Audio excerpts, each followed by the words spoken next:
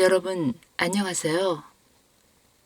여러분이 책과 함께 늘 행복하시길 바라는 책 읽어주는 앤입니다. 이번에 소개해드릴 작품은 문예출판사에서 펴내고 이성호 님이 옮긴 오 헨리 단편선 중 크리스마스 선물입니다. 오 헨리의 본명은 윌리엄 시드니 포터이고 1862년 노스캐롤라이나주 그린즈버러에서 태어났습니다. 어려서 부모님을 여의고 숙모 밑에서 자란 그는 일찍 독립하여 여러 직업을 전전했습니다. 결혼 후 은행에서 근무하며 주간지 롤링스톤을 창간하고 휴스턴지에 글을 기고하는 등 문필 생활을 시작했습니다. 1896년 공금 횡령죄로 고발되어 3년 3개월의 수감 생활을 했고 출감 후에는 수감 생활 동안의 체험을 바탕으로 본격적인 문학가로서의 활동을 시작합니다. 약 10년 동안 300여 편의 단편을 썼는데요. 그의 작품들은 주로 미국과 중남미를 배경으로 가난하고 불쌍한 하층민들의 삶을 위트와 유머 그리고 따뜻한 웃음을 통해 감동을 안겨줍니다. 주요 작품집에는 회전목마, 운명의 길, 양배추와 왕 등이 있습니다. 진정한 행복이란 무엇일까요? 우리는 화려한 것, 다른 사람이 끄덕이는 것에 정신을 빼앗기다가 결국 행복은 내 마음이 지어내는 것이란 결론에 도달하는데 많은 시간과 시행착오를 겪는 것 같습니다.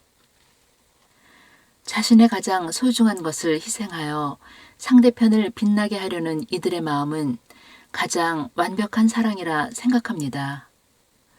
더 많이 주었을 때 더 충만해지는 마음의 상태를 작가는 동방박사의 선물에 비유했습니다. 가난하지만 지혜롭고 순수한 이 젊은 부부에게 축복을 기원하며 낭독을 시작하겠습니다. 여러분의 구독과 좋아요는 제게 큰 힘이 됩니다. 크리스마스 선물 1달러 87센트 그것이 전부였다. 그것도 그 중에 60센트는 1센트짜리 동화였다. 이 돈은 잡화상이나 채소장수나 푸죽간 주인에게 떼를 써서 한두 푼씩 모은 것이었다.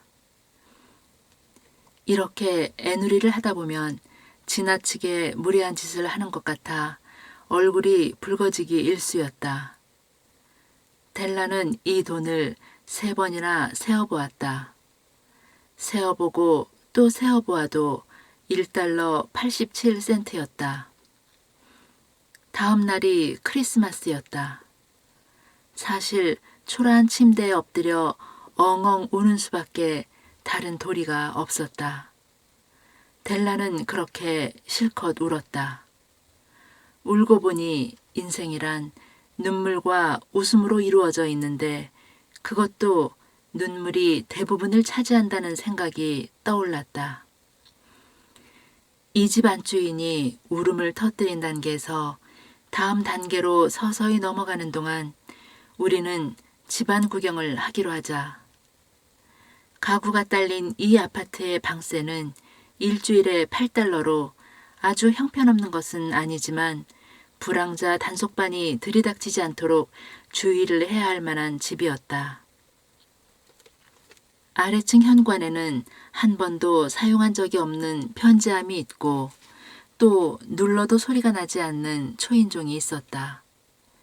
그리고 거기에는 제임스 딜링함 영이라고 씌어진 문패가 붙어 있었다. 이 딜링함이라는 이름은 그 주인이 주당 30달러씩 받던 호경기에는 미풍에 휘날리기도 했지만 이제 수입이 20달러로 줄어들자 발에서 겸손하고 다소곳한 글자로 줄어들려는 듯 보였다. 그러나 제임스 딜링함 영씨가 귀가하여 2층 방에 도착하면 이미 델라라고 소개한 제임스 딜링함 영부인이 짐이라고 다정하게 부르며 힘껏 포옹해 주었다. 이것은 정말로 흐뭇한 일이다. 델라는 울음을 그치고 분첩으로 뺨에 분을 바르기 시작했다. 그리고 나서 그녀는 창가에 서서 회색 고양이가 회색 뒷마당에 회색 담장 위를 걸어가는 것을 멍하니 내다보았다. 내일이 크리스마스인데 그녀가 짐에게 크리스마스 선물을 사줄 돈이라곤 1달러 87센트밖에 없었다. 그것도 여러 달 동안 푼돈을 모아서 이 정도가 된 거였다. 일주일에 20달러로는 어쩔 수가 없었다. 지출은 항상 예상을 초과했다. 사랑하는 남편 짐에게 선물을 사줄 돈이라고는 1달러 87센트뿐이었다. 그녀는 남편에게 어떤 선물을 사줄까 하고 이리저리 생각하며 여러 시간을 즐겁게 보냈다. 훌륭하고 귀한 선물, 짐이 조금이라도 자랑스러워할 만한 선물을 하려고 궁리했다. 방 안에는 창문과 창문 사이에 벽거울이 걸려 있었다. 싸구려 셋방에서나 간혹 볼 수 있는 거울로 가냘프고 민첩한 사람이나 세로로 기다랗게 비치는 자신의 모습을 언뜻 볼 수 있었다. 물론 델라는 날씬했기 때문에 그 기술을 습득할 수 있었다. 그녀는 갑자기 창가를 떠나 거울 앞에 섰다. 그녀의 두 눈망울은 영롱하게 반짝이고 있었지만 얼굴은 곧 핏기를 잃었다. 그녀는 재빨리 머리칼을 풀어 길게 늘어뜨렸다. 제임스 딜링함 영 부부에게는 커다란 자랑거리가 두 가지 있었다. 하나는 할아버지 때부터 전해 내려온 짐의 금시계였고 다른 하나는 델라의 긴 머리칼이었다. 만일 시바의 여왕이 통풍칸 건너에 있는 옆집 아파트에 살았더라면 델라는 머리칼을 말리는 척하고 창밖으로 머리칼을 늘어뜨려 여왕의 금은 보석이 그 빛을 잃게 했을 것이다. 그리고 만일 솔로몬 왕이 이 집 관리인이 되어 지하실에 온갖 보물을 쌓아놓고 살았더라면 짐은 지날 때마다 시계를 꺼내어 세민한 왕이 자기 수염을 연방 쓸어내리게 만들었을 것이다. 그렇게 아름다운 델라의 머리칼은 마치 갈색 폭포처럼 잔물결을 지으며 윤기 있게 늘어져 있었다. 잠시 후에 그녀는 신경질적으로 재빨리 머리칼을 감아 올렸다. 그때 그녀는 순간적으로 비틀거리다가 곧 중심을 잡았다. 눈물이 낡은 빨간색 양탄자 위로 떨어졌다. 델라는 낡은 갈색 재킷에 모자를 쓰고 눈에는 아직도 눈물이 맺힌 채 거리로 나섰다.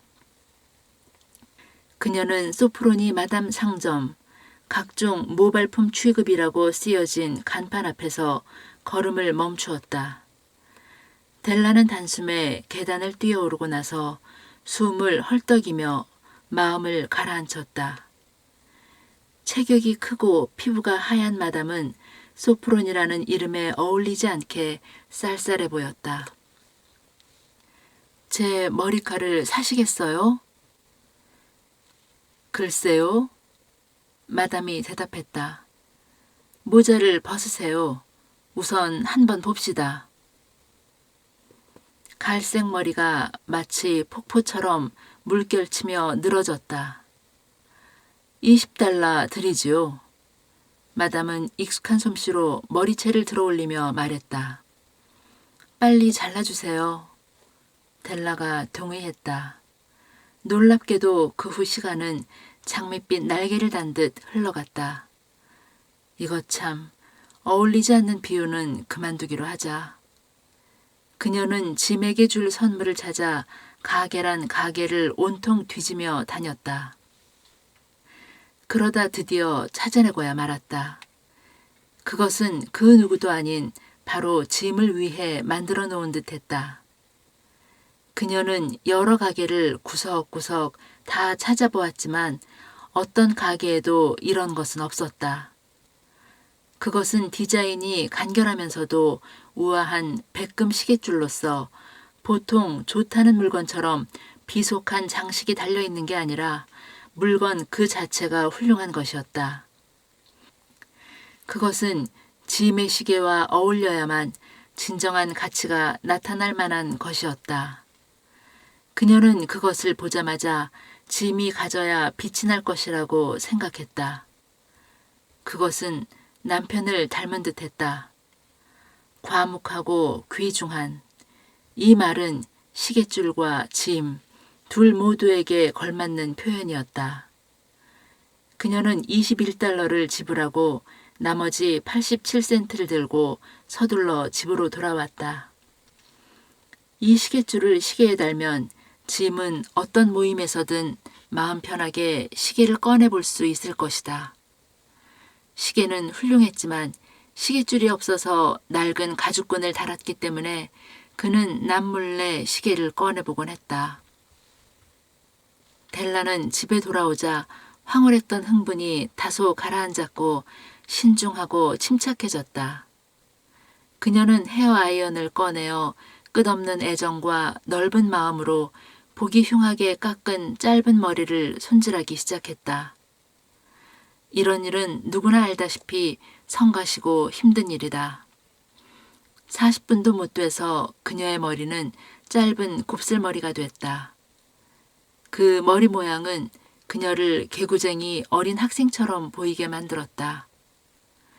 그녀는 거울에 비친 자신의 모습을 오랫동안 조심스럽게 이모저모 따지며 들여다보았다. 만일 짐이 나를 용서하고 다시 봐준다면 그녀는 혼자 중얼거렸다. 그이는 내가 코니 아일랜드 합창단 단원 같다고 할 거야. 하지만 난들 어쩌란 말이야. 1달러 87센트로는 별 수 없잖아. 7시가 되자 그녀는 커피를 끓이고 나서 난로 위에 프라이팬을 얹고 고기를 요리할 준비를 하기 시작했다. 짐은 늦게 오는 일이 없었다. 델라는 시계줄을 손에 꼭 쥐고 남편이 들어오는 문 가까이에 있는 식탁 모퉁이에 앉았다. 바로 그때 아래층 계단에서 남편이 올라오는 소리가 들렸고 그녀는 순간적으로 얼굴이 창백해졌다. 그녀는 일상생활의 사소한 일에 대해서도 마음속으로 기도를 하는 습관이 있었다. 지금도 그녀는 하나님, 제발 남편이 저를 여전히 예쁘다고 생각하게 해주세요 하고 기도하고 있었다. 문이 열리고 짐이 들어왔다. 그는 여윈 얼굴에 몹시 진지한 인상이었다. 가련해 보이는 그는 22살밖에 안 된 나이에 집안을 꾸려나가야 하는 힘든 짐을 지고 있지 않은가. 그는 새 외투를 사야 했지만 장갑도 없었다.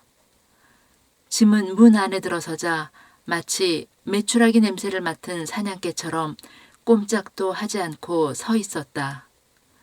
그는 델라를 뚫어지게 쳐다보고 있었다. 그의 눈에는 그녀가 읽을 수 없는 감정이 떠올랐다. 두려웠다.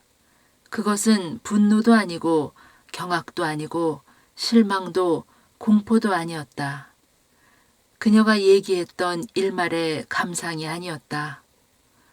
그는 도무지 헤아릴 수 없는 표정으로 그녀를 응시할 뿐이었다. 델라는 머뭇거리며 식탁에서 일어나 그에게로 갔다. 여보, 짐. 그녀는 울기 시작했다. 그런 눈으로 나를 쳐다보지 마세요. 당신에게 선물도 하지 않고 크리스마스를 보낼 수가 없어서 머리칼을 잘라 팔았어요. 머리칼은 또 자랄 테니 걱정하지 마세요. 괜찮죠?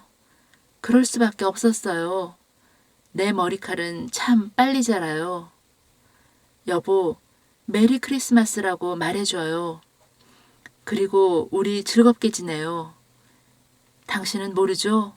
내가 당신에게 얼마나 잘 어울리는 예쁜 선물을 샀는지. 머리를 잘랐다고? 짐은 아무리 고심해도 이 엄연한 사실이 이해되지 않는다는 듯 힘들여 물었다. 네, 잘라 팔았어요. 그래도 전처럼 사랑해 줄 거죠? 머리칼이 없어도 나는 나잖아요. 그렇지 않아요? 짐은 신기하다는 듯이 방을 둘러보았다. 머리칼이 없어졌단 말이지? 그는 거의 바보처럼 말했다. 찾아봐도 소용없다니까요. 델라가 말했다. 팔아버렸어요. 팔아서 없어졌다니까요. 여보, 오늘은 크리스마스 이브예요. 화내지 마세요. 그 머리칼은 당신을 위해서 판 것이니까요. 그녀는 갑자기 아주 달콤한 목소리로 말했다. 당신에 대한 제 사랑은 그 누구도 헤아릴 수 없어요. 여보, 고기를 준비할까요? 짐은 느닷없이 혼수 상태에서 깨어나는 것 같아 보였다. 그는 아내를 껴안았다. 잠시 이 이야기에서 벗어나 생각해보자. 일주일에 8달러나 1년에 100만 달러나 다를 것이 무엇인가? 수학자나 현자는 옳지 못한 답을 할지 모른다. 동방 박사들이 가져온 귀중한 선물 안에도 이에 대한 해답은 없었다. 이 불가사의한 해답은 나중에 밝혀질 것이다. 짐은 외투 주머니에서 선물 포장이 된 작은 상자를 꺼내서 식탁 위에 놓았다. 절대로 오해는 하지 말아요.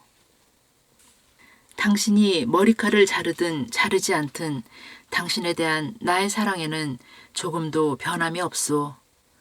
그러나 저 상자를 풀어보면 왜 내가 잠시 동안이나마 멍하게 있었는지 알게 될 거요. 그녀는 새하얀 손으로 민첩하게 리본을 풀고 종이를 폈다. 그러자 황홀한 환성이 터졌다. 그러나 그녀의 마음은 재빨리 변하여 히스테리컬한 울음으로 바뀌었다. 그리하여 이번엔 이 아파트의 바깥 주인이 온 힘을 다해 안 주인을 위로할 수밖에 없었다. 눈앞에는 머리핀이 놓여 있었다. 옆머리와 뒷머리에 꽂는 한 세트의 핀이었다. 델라가 브로드웨이에 있는 한 상점의 진열장에서 보고 오래전부터 갖고 싶어 했던 핀. 가장자리에는 보석이 박혀 있고 진짜 가죽으로 만든 아름다운 핀. 잘라버린 그 고운 머리칼에 꽂으면 잘 어울릴 빛깔의 핀이었다. 값이 엄청나게 비싸서 감히 가질 생각도 못하고 그저 안타깝게 선망해오던 핀이었다.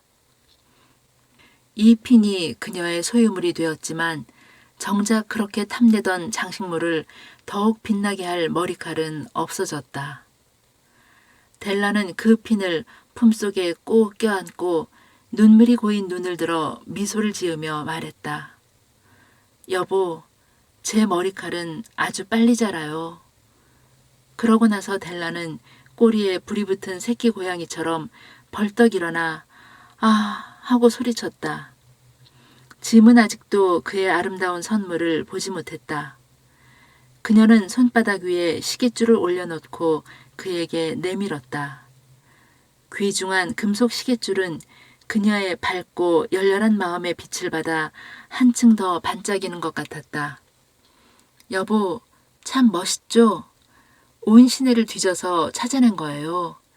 이제는 하루에 100번이라도 시계를 볼 수 있을 거예요. 당신 시계를 이리 주세요. 줄과 시계가 얼마나 잘 어울리는지 봐야겠어요. 짐은 아내가 시키는 대로 하지 않고 긴 의자에 기대 누워 미소를 지었다. 여보, 그가 말했다. 크리스마스 선물은 당분간 치워둡시다. 지금 바로 사용하기에는 너무 훌륭한 것 같아. 당신의 머리핀 살 돈을 마련하느라고 시계를 팔아버렸소. 자, 고기나 준비해요. 주지하다시피 동방박사들은 말 구유에서 태어난 아기 예수에게 선물을 가져온 현인들이었다. 그들이 크리스마스 선물을 하는 풍속을 만들었다. 그들은 현명한 사람들이었기 때문에 틀림없이 선물도 재치 있었을 테고 같은 것일 경우 바꿀 수 있는 특전을 갖고 있었을 것이다. 어쨌든 나는 여기에 서로를 위해 가보를 어리석게 희생시킨 셋방 아파트에 사는 젊은 부부의 딱한 이야기를 어설프게 늘어놓았다. 현대의 총명한 사람들에게 끝으로 하고 싶은 말은 선물을 주고받는 사람들 가운데 이 젊은 부부가 가장 현명한 사람들이라는 것이다. 선물을 교환하는 사람 중에서 이들이 가장 현명한 사람들이다. 온 세상에서 그들이 제일 현명하다. 그들이 바로 동방박사다.